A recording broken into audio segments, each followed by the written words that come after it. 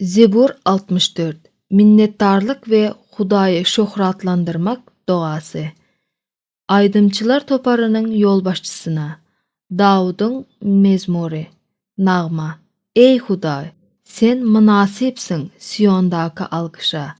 Sana berilen kasamlar berja ediler. Sensiň doga dileýleri eşidýän. Ähli insanlar sana gelerler. Günäler göterderden juda çökter bolanda sen olary bagyşlaýarsyň.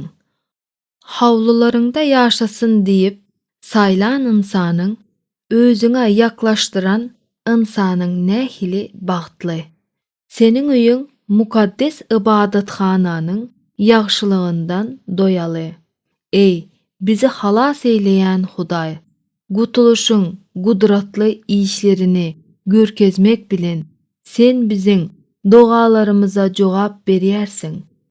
Yeriň, dört künjeyiniň ummanyň aňyrysynda ýaşaýanlaryň umydy sensiň.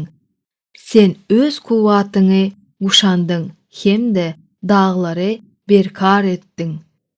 Deňizleriň tupan harasadyny, onuň tolkunlarynyň güwüldüsini, halklaryň tolgunmasyny ýatyrýan sensiň. Hatda dünýäniň iň çetlerinde ýaşaýanlaram seniň alamatlaryňdan gorkup galypdyrlar. Günüň dowýan hemde batýan ýerinde sen şatlyk şowhunlaryny döredýärsiň. Sen ýeriň aladasyny edýärsiň, ony suwarýarsyň. Bol elin kuwat berýärsiň.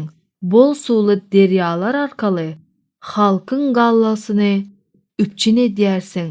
Sebäbi sen ony şeýle gurnadyň. Sen onuň keşlerini suwdan gandyrarsyň. Onuň keş tümmüklerini tekizleýärsiň. Ýagyş damjalary bilen ony ýumşadýarsyň. Onuň hasylyny bereketleýärsiň. Sen öz jomartlygyny ýyla jyga edip geydirýärsiň. Geçen ýerleriňden bolçuluk joşar. Dolup daşýar çöl örünleri. Bayırlar hem şatlyk guşanýar. Örünler sürülere beslenýär. Dereler hem galla bürenýär. Olar joşup aýdymlar aýdýar.